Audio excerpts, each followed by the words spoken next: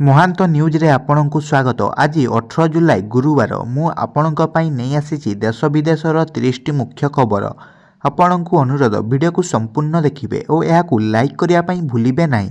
ଏହା ଆମ ଭିଡ଼ିଓକୁ ଅନ୍ୟମାନଙ୍କ ପାଖରେ ପହଞ୍ଚାଇବା ପାଇଁ ସାହାଯ୍ୟ କରିଥାଏ। ଖବର ନମ୍ବର 1 ନବୀନଙ୍କ ନାମରେ ଏତଲା ଦେବ ଠିକାଦାର ମହାସଂଘ। ପୂର୍ବତନ ମୁଖ୍ୟମନ୍ତ୍ରୀ ତଥା ବିଜେଡି ସଭାପତି ନବୀନ ପଟ୍ଟନାୟକଙ୍କ ନାମରେ ନିଖିଳ ଓଡ଼ିଶା ଠିକାଦାର ମହାସଂଘ ଆଜି ମଞ୍ଚେଶ୍ୱର ଥାନାରେ ଏତଲା ଦେବ।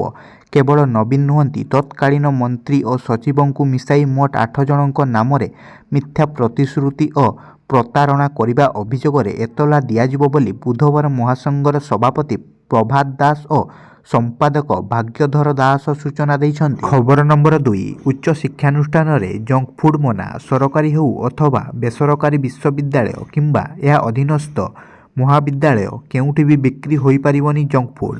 ଉଚ୍ଚ ଶିକ୍ଷାନୁଷ୍ଠାନ କ୍ୟାମ୍ପସ, ହଷ୍ଟେଲ, କ୍ୟାଣ୍ଟିନ୍ରେ ଜଙ୍କ ଫୁଡ୍ କିମ୍ବା ସେଭଳି କୌଣସି ଅସ୍ୱାସ୍ଥ୍ୟକର ଖାଦ୍ୟ ବିକ୍ରି ଉପରେ ରୋକ୍ ଲଗାଯାଇଛି। ବିଶ୍ୱବିଦ୍ୟାଳୟ ଅନୁଦାନ ଆୟୋଗ ପକ୍ଷରୁ ବାରମ୍ବାର ତାଗିଦ ସତ୍ତ୍ୱେ ଉଚ୍ଚ ଶିକ୍ଷାନୁଷ୍ଠାନଗୁଡ଼ିକ ନିୟମ ପାଳନ କରୁନଥିବାରୁ ଏଭଳି କଡ଼ା ଆଭିମୁଖ୍ୟ ଗ୍ରହଣ କରାଯାଇଛି।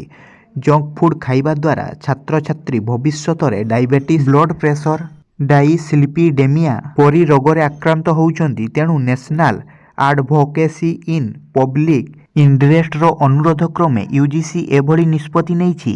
ଖବର ନମ୍ବର 3 ଚାଷୀଙ୍କ ଋଣ ଛାଡ଼ କଲେ ସରକାର। 18 ଜୁଲାଇ ପର୍ଯ୍ୟନ୍ତ ହୋଇଯିବ ସବୁ ପେମେଣ୍ଟ।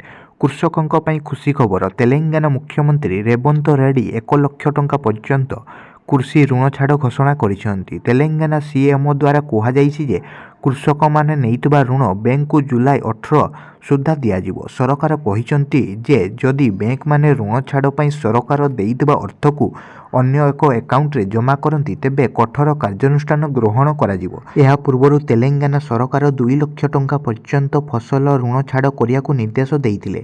ସରକାର କହିଛନ୍ତି ଯେ କୃଷି ପରିବାରକୁ ଚିହ୍ନିବା ପାଇଁ ସିଭିଲ ଯୋଗାଣ ବିଭାଗର ପିଡିଏସ୍ କାର୍ଡର ଡାଟାବେସ୍ ବ୍ୟବହାର କରାଯିବ।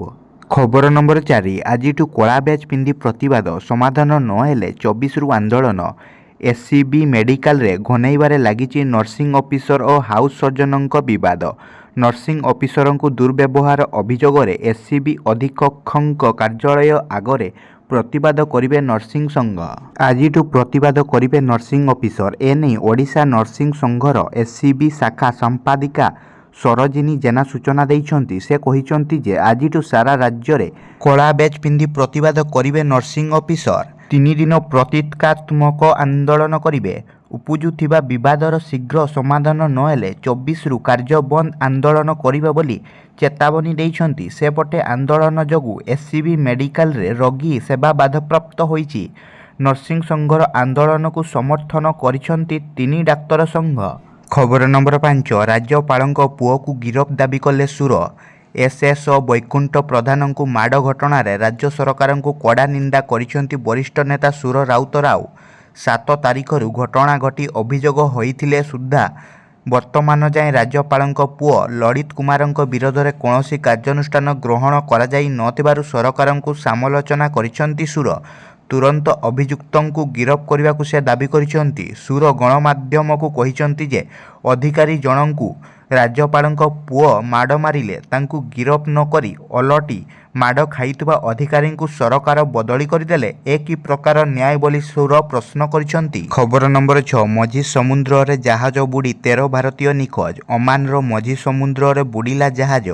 ଏହି 13 ଭାରତୀୟ ନିଖୋଜ ଥିବା ସୂଚନା ମିଳିଛି। ତେବେ ଓମାନରେ ତୈଳ ଟ୍ୟାଙ୍କର ବୁଡ଼ି 13 ଭାରତୀୟଙ୍କ ସମେତ 16 ଜଣ ନିଖୋଜ ଅଟନ୍ତି। କୋମୋରିଆନ ଅଭିମୁଖେ ଯାଉଥିବା ଏହି ଟ୍ୟାଙ୍କର ବୁଡ଼ିଯିବାର କାରଣ ସ୍ପଷ୍ଟ ହୋଇନଥିବା ବେଳେ ଓମାନ ପ୍ରତିରକ୍ଷା ମନ୍ତ୍ରାଳୟ ଅଧୀନ ମାରିଟାଇମ୍ ସିକ୍ୟୁରିଟି ସେଣ୍ଟର ପକ୍ଷରୁ ଏନେଇ କିଛି କୁହାଯାଇନାହିଁ। ତେବେ ବୁଡ଼ିଯାଇଥିବା ଟ୍ୟାଙ୍କରର ନାମ ପ୍ରେଷ୍ଟିଜ୍ ଫାଲକନ।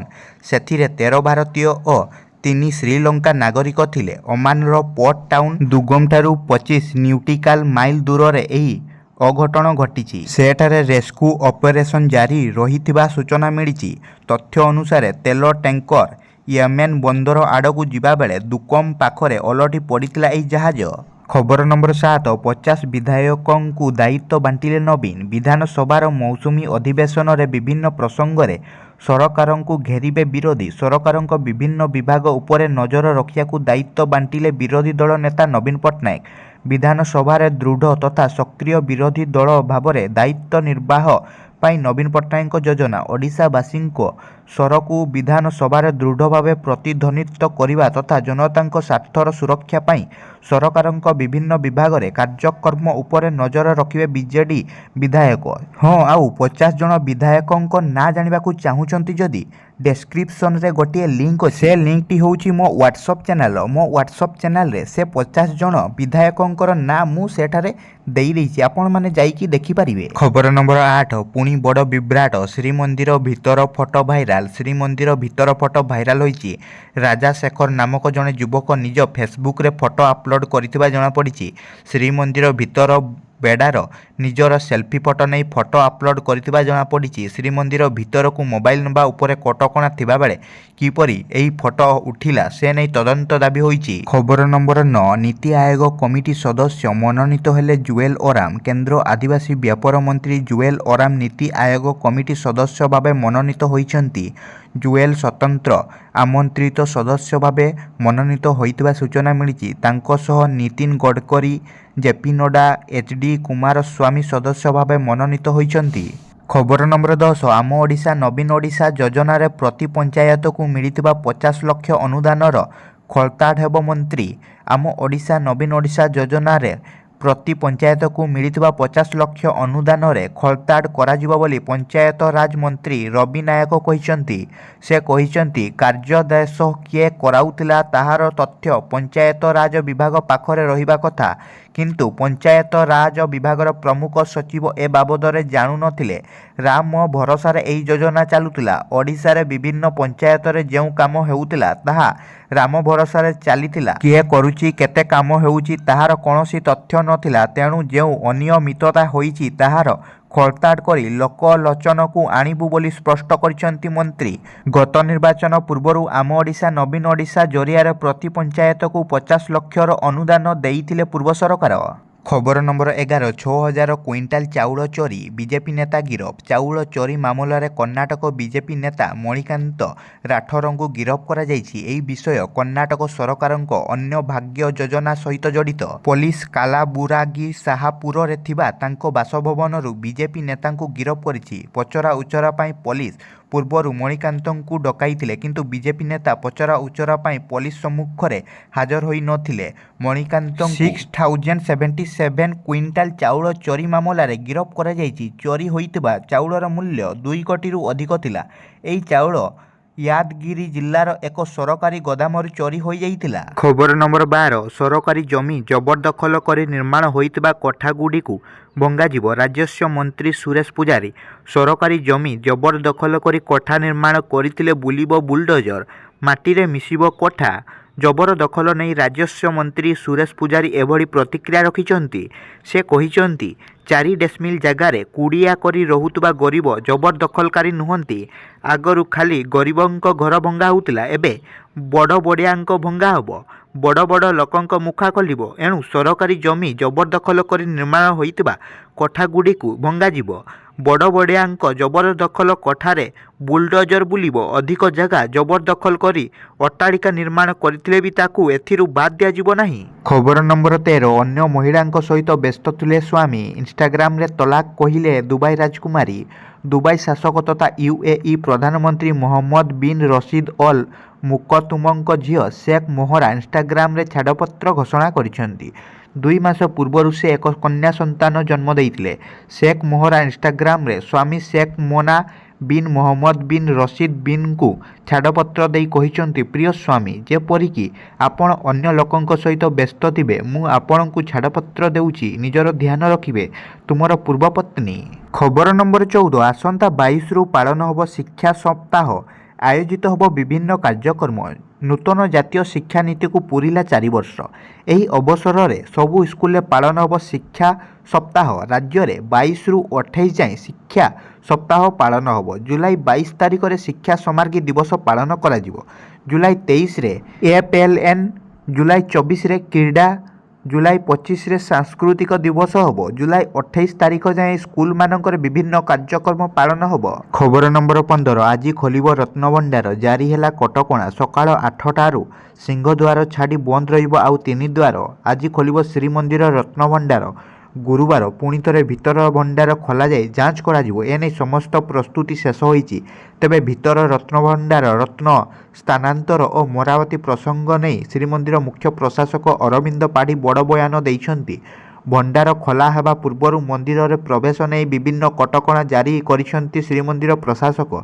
सूचना अनुसार सकाळ 8टारू सिंहद्वार को छाड़ी अन्य 3 द्वार बंद करा जिवो। श्रीमंदिर भितर को प्रवेश सह दर्शन उपरे कटकणा रहिबो। सिंहद्वार देई अधिकृत व्यक्ति और मंदिर रे सेवा थिबा सेवायत जिबे। प्रथमे भितर रत्नभंडार अस्थायी स्ट्रंग रूम को रत्न अलंकार स्थानांतर करा जिवो।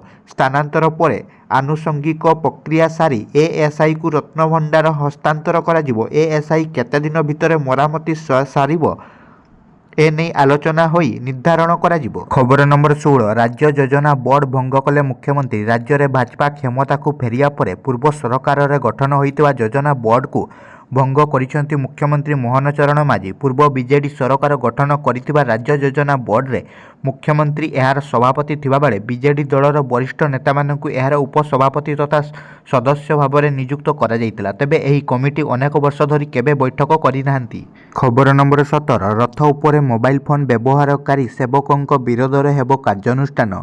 उपरे मोबाइल फोन व्यवहार करितिबा सेवकों विरोध में हेब कार्यानुष्ठान। श्री जगन्नाथ मंदिर प्रशासन किछि सेवकों को चिन्हट करिछि। सेमानंक विरोध में खूब शीघ्र सिंहद्वार थाना रे एतला दियाजिबो। कटकणा उल्लंघन करितिबा सबु सेवकों को चिन्हट कराजिबा परे कार्यानुष्ठान ग्रहण कराजिबो बोली मंगलवार राति रे मंदिर प्रशासन तरफरु प्रेस विज्ञप्ति रे सूचना दिया जाइछि। खबर नंबर 18 एक दशंधि पर दक्षिण आफ्रिकार हेला बरफ झड़।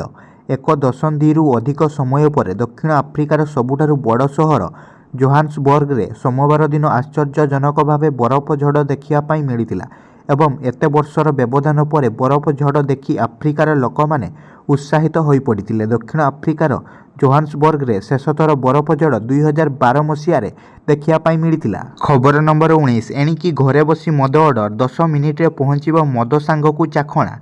घरे बसी एणिकी होम डिलीवरी करिपारिबे ग्राहक। स्विगी जोमाटो एवं बिग बास्केट भली ऑनलाइन फूड डिलीवरी ऐप यही सुविधा उपलब्ध करियाकु जाउची।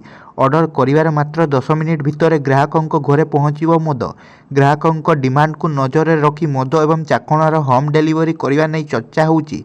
वर्तमान दिल्ली कर्नाटक हरियाणा पंजाब तमिलनाडु गोवा एवं केरल इत्यादि राज्य रे मद होम डिलीवरी करिया पई व्यवस्था करा जाउची। तेबे वर्तमान एही सुविधा किछिटा सहर रे पायलट प्रोजेक्ट भाव में लॉन्च कराजिबो। परे एहाकु विस्तार करा जाई देश रे अन्य सहर गुड़िकरे उपलब्ध कराजिबो बोली प्लान रहिछि। खबर नंबर 20 मागणा टीका भी पिलांकु देउनाहांती अभिभावक। देश रे पिलामानंकर टीकाकरण को नहीं एक आश्चर्यजनक रिपोर्ट आसीछि जेउथिरे कुहा जाइछि जे गत 2023 मसीह 16 लाख पिला कौनसी टीका ग्रहण करिनाहांती। यूनिसेफ एवं हुर रिपोर्ट कुहा जाइछि जे नाइजेरिया परे भारत होउछि द्वितीय देश जेउठारे एते संख्यक पिलांकु टीकाकरण करा जाई नाही। एही रिपोर्ट कुहा जाइछि जे 2021 वर्ष तुलना रे 2023 मसीह भारत रे टीकाकरण स्थिति सुधारुछि किंतु यह संतोषजनक नुहे। एही रिपोर्ट कुहा जाइछि जे 2021 मसीह भारत रे 27.3 लाख पिलांकु टीकाकरण करा जाई नाही जहाँ 2023 रे 16 लाख को ह्रास पाइछि।